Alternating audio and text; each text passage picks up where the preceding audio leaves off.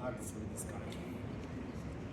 It is a situation that is death to vulnerable kids who are in the formative stages of their lives.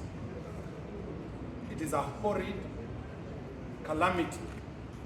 We can take it just like the First and Second World War. Because when an attack is an attack on vulnerable children who are defenseless, who cannot raise a voice, then that country has lost its moral compass. The results were announced. The law of Kenya National Examination Council provides that if dissatisfied in rule number 27, one can apply or an appeal for review. Kenya National Examination Council, by law, has 90 days to make a decision. So, if the review was done on Friday, the application for appeal, the Examination Council will release the decision around March. Selection started today. These kids will not be among the students who are being considered to be placed on national schools, on schools of their choice. The selection will end, the launch will be done next week. Students are expected to report to schools of their choice the first week of January. Thousands will be outside without that decision. That is the basis of Article 27, that these children will be discriminated. The decision by the ministry completely negates the principles of Article 47 of a fair administrative action. And that is why the two schools instructed us, we have gone to court to stop the selection. Out of curiosity, government decisions are done by circulars. The CS has not given a circular that the selection has started. You look for it in the fourth estate, there's no circular. But selection starts today by virtue of the media presser he gave. How can you deal with this question? A young girl here, my daughter, has asked the president, in balloting, in elections, the law provides that any dispute must be resolved conclusively before the date of the ballot. That is why the presidential petition, whoever is declared must wait for 14 days to allow the Supreme Court to decide. Where on earth do we have children now being told they cannot be in the ballot for schools until 90 days? We've gone to court to declare that provision, Section 27, unconstitutional, illegal, and aimed to make the operations of NEC opaque, not transparent as per Article 10 of the Constitution. And we are seeking justice, not only for the kids in these two schools, but the thousands and thousands of children in this country who are being faced completely with career destruction. The second issue that we have taken to court is that for the first time, we have produced their in-house examination results for these kids from Standard 5. What their exam results were.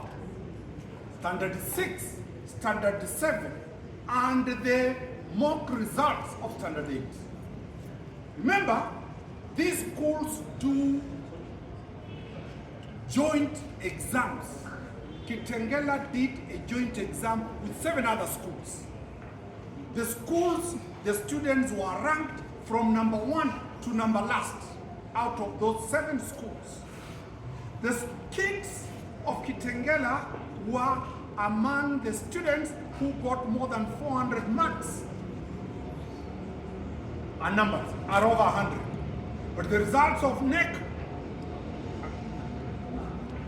these kids have 200 marks, 300 marks.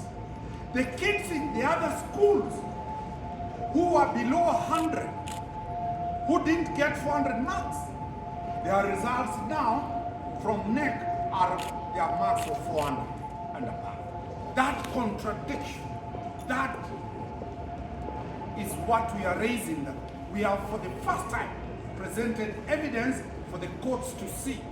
The second area that we have taken, we have picked number of students who are in these schools who left, and we have provided the marks they had before they left and the final mark that they have gotten now under NEC.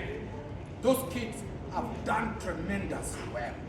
Where did the Kenya National Examination Council cook these results from? That is the question we are posing to the people government. Is NEC right for the solution?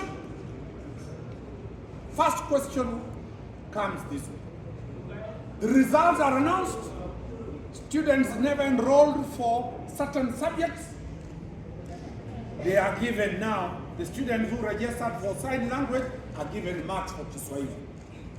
Students who enrolled for Kiswahili are being given marks for sign language. Then NEC wants everybody to be an idiot to believe that that was a simple error.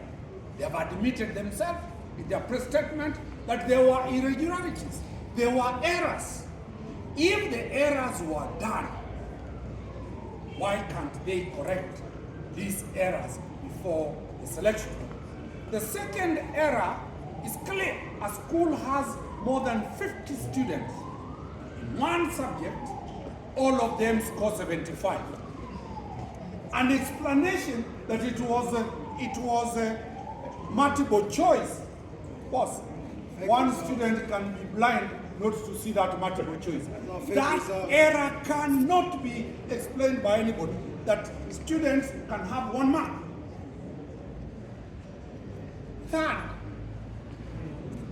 look at the speed at which the examination council released these results. How fast? We don't know. Is there a calculated move? Because almost all the good performing schools previously have been given a problem to carry. Are we dealing with the examination politically? Or are we dealing with the examination with objectivity? We urge the government to keep politics out of exams of our children. These children don't belong to any party. They don't vote. They have no elector's card. They are only after eating kunywa maziwa na wafanye mtihani. We will stand firm to challenge this, and we expect the courts to give directions any time from now. As we have said, we have filed 2 cases on behalf of 2 different schools, and it is a representation that we are likely to have an avalanche of cases being filed by close of business tomorrow countrywide. Is there any more disaster that the country is facing bigger than COVID? This is bigger than COVID. And we urge all relevant arms of government to deal with it. Lastly, we have also sued the Inspector General of Police. We have also sued the Director of Criminal Investigation, because Kenya National Examination Headquarters to us is a crime zone. It is a scene of crime. People must be investigated, culprits arrested, culprits charged, for the justice of these children to be there. So we hope that the DCI and the EACC will move with speed to get those people who want to destroy the future of this nation. Thank you very much. Yes, Mr. Omari. Yes. In a simple language, Can I tell my siblings in the village that Kitengela and Greenhill were calling for a remark of their exam? What these students are calling for is a review, in the layman's language, is a remarking of these exams and the stoppage of selection to secondary schools until the results are out before selection is done. That's the right decision. Thank you. Yep, sure.